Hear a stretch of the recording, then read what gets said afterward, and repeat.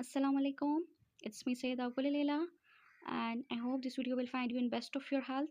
तो जी आज का जो हमारा टॉपिक है वो है conditional sentence. Conditional sentence MDCAT के हवाले से भी और बहुत पॉइंट ऑफ व्यू से भी काफ़ी ज़्यादा इंपॉर्टेंट है। कंडीशनल सेंटेंस बेसिकली क्या होती है? कंडीशनल सेंटेंस का मतलब है कि ये ऐसे जुमले होते हैं जिसमें कोई कंडीशन रखी जाती है, कंडीशन में कोई शर्त होती है और फिर उसका नतीजा दिया जाता है, यानी उसका रिजल्ट दिया जाता है। ठीक है। अगर मैं एग्जांपल से समझाऊँ तो for example, if you work hard so you will secure good marks. ठीक है।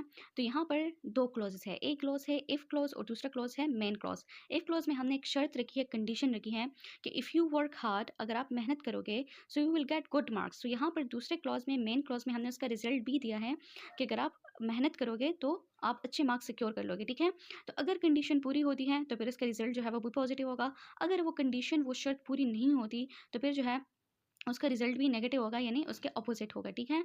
तो ऐसे जुमले हम अक्सर डेली लाइफ में यूज़ करते हैं, इसमें हम पॉसिबिलिटी, प्रोबेबिलिटीज़ को शो करते हैं। इसके अलावा इसमें कुछ हाइपोथेटिकल सिचुएशन भी होती है जो कभी हो नहीं सकती, लेकिन हम कहते हैं काश अगर मैं ऐसा होती तो फिर ऐसा होता। तो ऐसे सेंटेंसेस जो है ये तमाम की तमाम जो है वो कंडीशनल सेंटेंसेस में आ जाती हैं।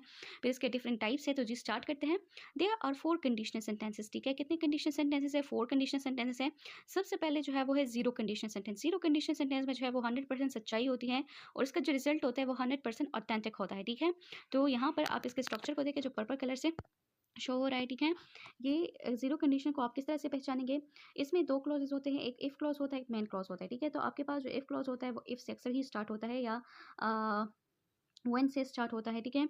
तो यहाँ पर आप इसकी जगह व्हेन करें, इफ़ और व्हेन। ठीक है। ये व्हेन है। साथ में वो क्लॉज, इफ़ क्लॉज जो है उसकी जो टेंस होगी वो सिंपल प्रेजेंट टेंस में हो रहा है, तो सिंपल प्रेजेंट टेंस में होगा, यानी प्रेजेंट इंडेफिनिट टेंस। और जो मेन क्लॉज है वो किस टेंस में होगा? वो होगा प्रेजेंट इंडेफिनिट टेंस में, वो भी होगा।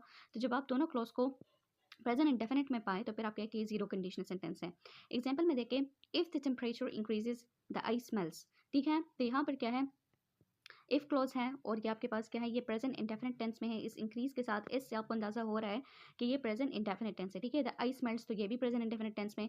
अब ये 100% सच्चाई पे मबनी है, क्योंकि एक यूनिवर्सल ट्रुथ है, जब भी टेम्परेचर बढ़ती है तो जो आइस है वो पिघलना शुरू कर जाती है। ठीक है। तो ये आपके पास जीरो कंडीशन सेंटेंस है और ये 100% ऑथेंटिक रिजल्ट देता है कि अगर टेम्परेचर बढ़ेगी तो आपके पास आइस जो है वो मेल्ट होगी। ठीक है। नेक्स्ट एग्जाम्पल देखिए, if clause, if the sun rises the day begins. तो इसी तरह से इफ़ क्लॉज में आपके पास जो है प्रेजेंट इंडेफिनिट है और मेन क्लॉज भी आपके पास प्रेजेंट इंडेफिनिट में है। और इसमें 100% सच्चाई है कि जब सूरज तुलू होती है तो दिन की शुरुआत हो जाती है, आगाज़ हो जाती है। तो ये 100% ट्रू रिजल्ट है और ये दोनों प्रेजेंट इंडेफिनिट टेंस में है, तो इसे हम कहते हैं जीरो कंडीशनल सेंटेंस। अच्छा जी, आगे बढ़ते हैं। सेकंड है type 1 conditional sentence. Type 1 conditional sentence mean इसके तो 100% ट्रू रिजल्ट नहीं होते हैं, लेकिन 70% आप कह सकते हैं कि ये हो सकता है। ठीक है। Is use to show future possible actions और प्रेजेंट पॉसिबल एक्शंस। ठीक है। जो टाइप 1 कंडीशनल सेंटेंस है तो ये आपको फ्यूचर पॉसिबल एक्शन, यानी मुस्तकबिल में उसके होने के चांसेस है या अभी हाल में ही उसके होने के चांसेस होते हैं, तो 70% उसके चांसेस है, तो इसे हम टाइप 1 कंडीशनल सेंटेंस कहते हैं।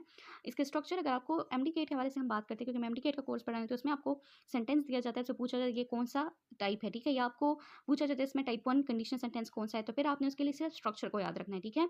तो स्ट्रक्चर में देखें, यहाँ पर आपके पास इफ़ क्लॉज में क्या होगा? इफ़ क्लॉज में आपके पास जो उसका टेंस होगा वो प्रेजेंट इंडेफिनिट टेंस होगा और दूसरा जो क्लॉज है उसमें आपके पास सब्जेक्ट होगा और साथ में उसके साथ जो है ये मॉडल ऑक्सिलरी वर्ब होंगे, can, may, shall, will etcetera. ये वर्ड यहाँ होंगे, तो फिर आप कहेंगे कि ये टाइप 1 कंडीशनल सेंटेंस है। एग्जाम्पल से क्लियर हो जाएगा। इफ़ क्लॉज को देखें, इफ़ शी हेल्प्स देम, तो यहाँ पर इफ़ क्लॉज है और ये आपके पास प्रेजेंट इंडेफिनिट टेंस में है। They will appreciate her for this kind act. ठीक है। तो यहाँ पर सेकंड क्लॉज देखें, जिसे हम मेन क्लॉज कहते हैं, यहाँ पर विल का यूज़ किया गया है, साथ में फर्स्ट फॉर्म ऑफ वर्ब है, तो इससे आप अंदाज़ा लगा सकते हैं कि ये आपके पास क्या है? ये टाइप 1 कंडीशनल सेंटेंस है। बस टाइप 1 कंडीशनल सेंटेंस के लिए आपने ये याद रखना है कि first clause simple present tense में होगा और सेकंड क्लॉज हम अक्सर सिंपली बात करते हैं कि वो आपके पास जो है वो फ्यूचर इंडेफिनिट टेंस में होगा, लेकिन साथ में अगर कभी कभार ऐसा आ जाता है कि कैन या मे जैसे वर्ड्स वहाँ यूज़ हो जाए शेल वेल की बजाय, तो फिर ये भी आपके पास जो है वो टाइप 1 कंडीशनल सेंटेंस होगा, जैसे यहाँ पर विल यूज़ हुआ है। सेकंड एग्जाम्पल को देखें, if I take English class, तो ये आपके पास इफ़ क्लॉज में प्रेजेंट इंडेफिनिट टेंस है। I can learn grammar. ठीक है। तो ये फ्यूचर पॉसिबल एक्शन है कि अगर आप इंग्लिश क्लास लेंगी तो ऑब्वियसली आप ग्रामर जो है आपका ग्रामर इंप्रूव होगा, आप ग्रामर सीखेंगी, तो ये आपके पास क्या है? ये टाइप 1 कंडीशनल सेंटेंस है जिसके चांसेस 70% होते हैं, यानी वो फ्यूचर पॉसिबल एक्शन है, हो सकता है वो, ठीक है। नेक्स्ट आ जाता है type 2 conditional sentence. Type 2 condition sentence जो है इसके 0% रियलिटी होती है, मतलब ये बस हम वो सिर्फ काश वगैरह के उसमें आ जाता है कि काश ऐसा होता तो ऐसा हो जाता, ठीक है। इसमें कोई सच्चाई नहीं होती। Is use to show an action which is opposite to the fact, मतलब जो अभी हो रहा है वो उसके अपोजिट है जो आप चाहते थे, ठीक है। इफ क्लॉज में क्या है, इफ क्लॉज में आपके पास आप इफ या व्हेन यूज करेंगे, ठीक है। इफ क्लॉज में सिंपल पास्ट टेंस, जो आपके पास इफ क्लॉज होगा उसकी जो टेंस है वो सिंपल पास्ट यानी पास्ट इंडेफिनिट टेंस होगा।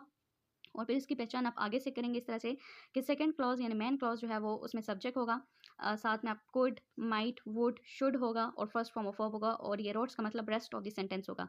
अब यहाँ पर क्या था, यहाँ पर सिंपल प्रेजेंट टेंस था और साथ में यही वर्ड्स थे, लेकिन इसके केन, मी, शेल, विल, ठीक है। अब यहाँ पर इसका सेकंड फॉर्म है कुड, माइट, वुड, शुड और साथ में फर्स्ट फॉर्म ऑफ वर्ब और रेस्ट ऑफ द सेंटेंस, और यहाँ पर सिंपल पास्ट टेंस, ठीक है।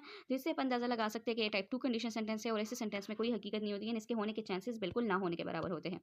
अच्छा जी, आगे बढ़ते हैं, इसकी एग्जाम्पल देखें। एग्जाम्पल है, if she qualified her test, ठीक है, her father could gift a car.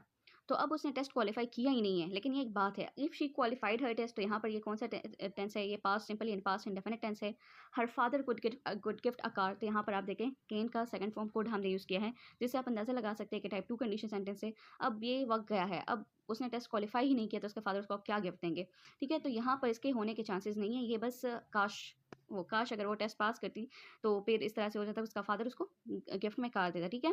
फिर है 4 टाइप थर्ड कंडीशनल सेंटेंस, ठीक है। So type third conditional sentence में क्या है, ये तो बिल्कुल अनरियल एक्शंस को शो करता है, मतलब ये तो बिल्कुल नहीं हो सकता, ठीक है। Both actions and results are in the past, और इसके दोनों जो है वो दोनों एक्शन इफ क्लॉज में होता है और उसका रिजल्ट जो है वो मेन क्लॉज में होता है, तो दोनों जो टेंस होता है वो पास्ट टेंस होता है। मतलब यहाँ पर आप देखें इफ क्लॉज का जो स्ट्रक्चर है उसमें पास्ट परफेक्ट होगा, ठीक है, और जो मेन क्लॉज है वहाँ पर सब्जेक्ट वही word could, would, might, should, ये ही वर्ड्स होंगे, लेकिन साथ में हैव होगा और रेस्ट ऑफ द सेंटेंस, ठीक है। Roads mean rest of the sentence. Example है, if she had announced her class, ठीक है। तो यहाँ पर ये इफ क्लॉज है, इसके टेंस को देखें, हेड है, साथ में थर्ड फॉर्म वर्ब है, तो पास्ट परफेक्ट टेंस हुआ। So if she had announced her class, students could have enrolled themselves for classes, ठीक है। तो यहाँ पर स्टूडेंट्स है, इसके साथ कुड यूज़ हुआ है इसमें से, और साथ में यहाँ पर हैव आ चुका है स्ट्रक्चर के मुताबिक। तो ये कौन सा हुआ, ये फोर्थ कंडीशन सेंटेंस है। अब ये नहीं हो सकते, ठीक है, ये आपके पास इसके बिल्कुल अनरियल एक्शन है।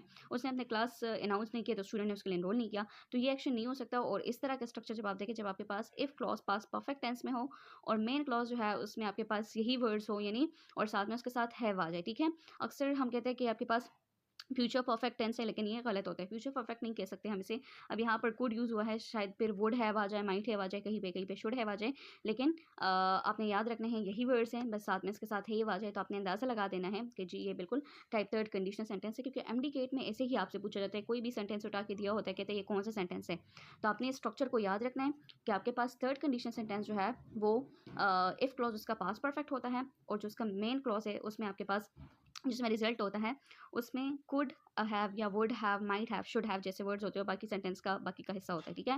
तो इससे आपने अंदाज़ा लगाना है कि जी ये टाइप थर्ड कंडीशन सेंटेंस है। तो आप इन स्ट्रक्चर्स को याद रखें, बाकी इंडिकेट के लिए सिर्फ यही इंपॉर्टेंट है, स्ट्रक्चर ही इंपॉर्टेंट है।